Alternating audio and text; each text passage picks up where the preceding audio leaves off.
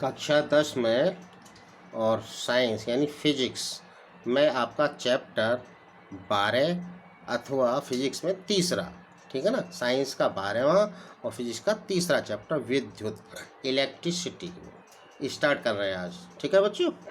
तो विद्युत क्या होता है, सबसे पहले तो विद्युत समझें। तो विद्युत उस अज्ञात शक्ति का नाम है जिसके कारण किसी वस्तु में अत्यंत हल्के पदार्थों को आकर्षित करने का गुण आ जाता है, उसी को हम विद्युत कहते हैं। अब ये विद्युत कहाँ से आया, तो ये इसके लिए इसमें आवेश होता है, तो उसको बोलते हैं वैद्युत आवेश। तो वैद्युत इलेक्ट्रिक चार्ज इंग्लिश में। तो वैद्युत आवेश क्या होता है, तो वैद्युत आवेश है यानी कि लगभग अब से लगभग 2500 वर्ष पहले प्रसिद्ध यूनानी दार्शनिक थेल्स ने देखा कि जब अंबर नामक पदार्थ को ऊन से रगड़ा जाता है, पदार्थ का नाम है अंबर, अंबर नामक पदार्थ को ऊन से रगड़ा जाता है, तो एक तरह से रेजिन होता है, एक पीले रंग का एक गोंद जैसा होता है अंबर, ठीक है ना। रगड़ा जाता है तो उसमें हल्की वस्तुओं जैसे कागज के टुकड़े, तिनके आदि को अपनी ओर आकर्षित करने का गुण आ जाता है। अतः किसी पदार्थ के वैद्युतमय हो जाने पर यह कहा जाता है कि पदार्थ ने आवेश ग्रहण कर लिया है। इस प्रकार वैद्युतमय पदार्थ को आवेशित पदार्थ भी कहते हैं। और आवेश को क्यू से व्यक्त करते हैं, और इसका मात्रक क्या है, कूलाम। आवेश को किससे व्यक्त करते हैं, क्यू से, स्मॉल क्यू से, और इसकी यूनिट यानी इकाई होती है कूलाम। आवेश वैसे देखा जाए तो घर्षण से उत्पन्न होता है, यानी इतनी दो वस्तुओं में जब आपस में घर्षण होता है, घर्षण से स्पार्किंग होती है, चिंगारी, तो यानी एक वस्तु आवेशित हो, दोनों आवेशित हो जाते हैं, चार्ज, ठीक है ना।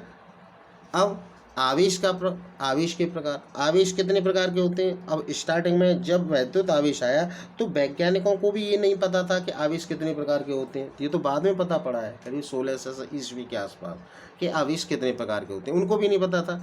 उन्होंने क्या किया था कि एक कांच की छड़ ली और एक दूसरी छड़ ली, कांच की दो छड़ ली, और उन दोनों छड़ों को उसने रेशम से रगड़ कर लटकाया।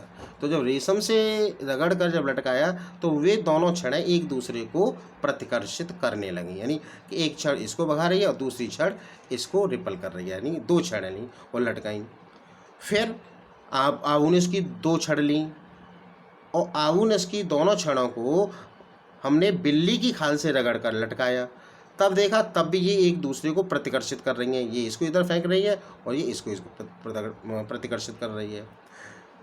और तीसरी कंडीशन में क्या किया कि एक कांच की छड़ ली और दूसरी आउनस की ली। कांच की छड़ को हमने रेशम से रगड़ा, बिल्ली की खाल और आउनस की छड़ को हमने बिल्ली की खाल से रगड़ा, तब हमने एक दूसरे के पास लटकाया, तो वे दोनों एक दूसरे को आकर्षित करने लगीं। ये इसको अपनी तरफ खींच रही है और ये वाली इसको अपनी तरफ खींच रही है। इससे निष्कर्ष निकलता है कि आवेश दो प्रकार के होते हैं। क्यों? क्योंकि जब कांच की छड़ को रेशम से रगड़ कर जब लटकाते हैं तो कांच की छड़ पर धनावेश आ जाता है, और आउनस की छड़ को बिल्ली की खाल से रगड़ते हैं तो आउनस की छड़ पर ऋण आवेश आ जाता है। तो इस तरह से आवेश दो प्रकार के होते हैं, ठीक है। तो तब हमें मालूम पड़ा कि आवेश कितने प्रकार के होते हैं, दो प्रकार के वैज्ञानिक। तो आवेश दो प्रकार के होते हैं, कांच की छड़ में उत्पन्न आवेश को धनावेश और आउनस की छड़ में उत्पन्न आवेश को ऋण आवेश कहते हैं। इस प्रकार समान आवेशों यानी सजातीय आवेश एक दूसरे को प्रतिकर्षित करते हैं और विजातीय आवेश एक दूसरे को आकर्षित करते हैं। सजातीय विजातीय का मतलब, अगर सजातीय का मतलब एक जैसे आवेश यानी प्लस प्लस के हों और माइनस माइनस के, तो ये एक दूसरे को प्रतिकर्षित करेंगे। अगर एक प्लस का है दूसरा माइनस का, या पहला माइनस का दूसरा प्लस का, तब ये दोनों एक दूसरे को आकर्षित करते हैं आवेश। अंडरस्टैंड? तो ये हो गया आपका आवेश। अब वैद्युत धारा क्या है? Electric current. चालक में आवेश के प्रवाह की दर को वैद्युत धारा कहते हैं। इसे आई से व्यक्त करते हैं, स्मॉल आई से व्यक्त करते हैं। वैद्युत धारा बराबर आवेश अपॉन समय, या I is equal to Q upon T. धारा को आई से, आवेश को क्यू से, समय को टी से। तो आवेश अपॉन समय यानी क्यू अपॉन टी, या इसका मात्रक कूलाम प्रति सेकंड, क्योंकि आवेश का मात्रक कूलाम, समय का मात्रक सेकंड, तो कूलाम प्रति सेकंड या एम्पियर, जो हमने मूल मात्रक बताए थे। वैद्युत धारा का मात्रक क्या होता है? एम्पियर। यदि हम इस सूत्र में Q is equal to 1 coulomb मान लें, 1C, 1C का मतलब कूलाम, T बराबर 1 SEC, SEC का मतलब सेकेंड हो, तो I इज इक्वल टू 1/1 तो 1 ampere, I is equal to 1/1 यानी 1 एम्पियर आ जाएगा। तब हम 1 एम्पियर की परिभाषा देंगे। अब कैसे देंगे कि यदि किसी बंद, इससे याद रखेंगे, यदि किसी बंद परिपथ में किसी स्थान से 1 सेकंड में 1 कूलाम आवेश प्रवाहित होता है तो परिपथ में बहने वाली धारा 1 एम्पियर कहलाती है, यानी 1 एम्पियर बराबर 1 कूलाम प्रति सेकंड। कैसे याद करेंगे इससे, यदि किसी बंद परिपथ में किसी स्थान से 1 सेकंड में 1 कूलाम आवेश प्रवाहित होता है तो परिपथ में बहने वाली धारा I 1 एम्पियर कहलाती है। अंडरस्टैंड, इस तरह से आप याद कर लेंगे। अब 1 कूलाम क्या है, क्यों 1 कूलाम बराबर भी होता है 1 एम्पियर पर सेकंड, तो कूलाम की भी डेफिनेशन हम इसी तरह से दे देंगे कि यदि किसी चालक, चालक कैसे, तार से, कोई तार है, वायर है, उसी को हम चालक कहते हैं, तो यदि किसी चालक में 1 एम्पियर की विद्युत धारा, 1 एम्पियर की विद्युत धारा 1 सेकंड तक प्रवाहित हो तो उस चालक में से गुजरने वाले आवेश की मात्रा 1 कूलाम होगी, अर्थात 1 कूलाम बराबर 1 एम्पियर इंटू सेकेंड। ठीक है। अब मूल आवेश क्या होता है, फंडामेंटल चार्ज। आवेश की छोटी से छोटी इकाई ई है, ई को मूल आवेश कहते हैं, स्मॉल ई, जो इलेक्ट्रॉन के आवेश, इलेक्ट्रॉन का आवेश होता है, जो इलेक्ट्रॉन का सिंबल है दर्शाते हैं ई से, अतः आवेश ई को मूल आवेश कहते हैं। अब प्रयोगों द्वारा इलेक्ट्रॉन पर आवेश ई का मान बराबर -1.6 गुणा 10⁻⁻19 कूलाम, सी का मतलब कूलाम होता है, यानी इलेक्ट्रॉन पर इतना ऋण आवेश होता है। ठीक है। यदि इलेक्ट्रॉन के आवेश को मापें तो उसका आवेश सदैव ई के पूर्ण गुणज में होगा, ई के गुणा में होता है। अब जैसे Q बराबर 1E, Q बराबर 2E, Q बराबर 3E, Q 4E, 5E, Q बराबर N, N तक n माने बहुत सारी संख्याएं, जहाँ पर n बराबर 1 2 3 ... आगे तक, तो ये Q बराबर N एक फॉर्मूला आ गया, जहाँ पर Q आवेश होता है, N इलेक्ट्रॉनों की संख्या होती है, स्मॉल e इलेक्ट्रॉन पर आवेश होता है, जो इसका मान इतना होता है। अंडरस्टैंड। अब किसी भी वस्तु, कण या आयन का आवेश E की भिन्न, भिन्न माने फ्रैक्शन, यानी E/3, भिन्न का मतलब अंश और हर के रूप में, 3/2 या 5E/6 या 4E/5, मतलब भिन्न के रूप में कभी नहीं होता है। गुणन में होता है लेकिन भिन्न के रूप में नहीं होता है।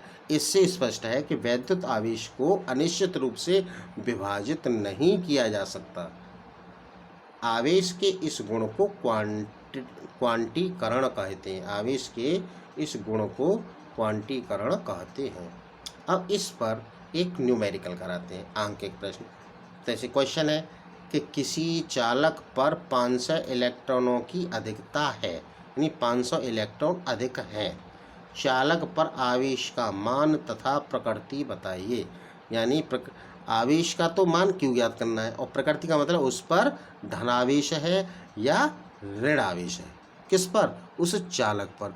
जब किसी चालक पर इलेक्ट्रॉनों की कमी होती है तो धनावेश होता है, और अगर इलेक्ट्रॉनों की अधिकता होती है तो ऋण आवेश होता है। क्यों?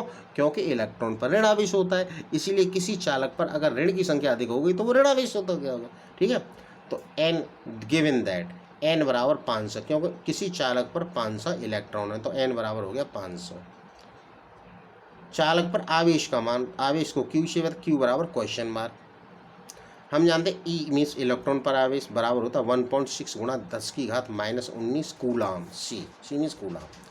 फॉर्मूले से हम जानते हैं Q बराबर होता है NE, N का मान है 500 गुणा E का मान यहाँ से लगा दिया 1.6 गुणा 10⁻⁻19, इन दोनों का मल्टीप्लाई किया, 16 पंजे 80 और 2 जीरो बढ़ा दी, एक दशमलव लगाया तो पॉइंट लगाया था, ये हो गया 800 गुणा 10⁻⁻19 कूलाम। या इस पॉइंट को 2 अंक इधर लेके आए, यानी कि लेफ्ट हैंड की तरफ लेके आएंगे तो प्लस की घात की वृद्धि होती है, तो इसमें 10⁻⁻17 2 घात घटा, तो 8 गुणा 10⁻⁻17 कूलाम, इतना कूलाम का आवेश होगा। और प्रकृति कैसी होगी, negative, -IVE charge, negative charge यानी ऋणात्मक आवेश, इसका मतलब है नेगेटिव चार्ज -IVE और CHARGE ऋणात्मक आवेश। क्यों? क्योंकि प्रश्न कह रहा है कि 500 इलेक्ट्रॉनों की अधिकता है। जब अधिक इलेक्ट्रॉन आ रहे हैं तो ऋणात्मक होगा चालक, अगर इलेक्ट्रॉन निकल रहे हैं, कमी हो रही है, तो धनात्मक होता है। ठीक है, इस तरह से आप इतना आज लर्न कीजिए। ठीक है ना, ये तीसरा चैप्टर, साथ ही साथ इसको लर्न करिए। Okay, thank you.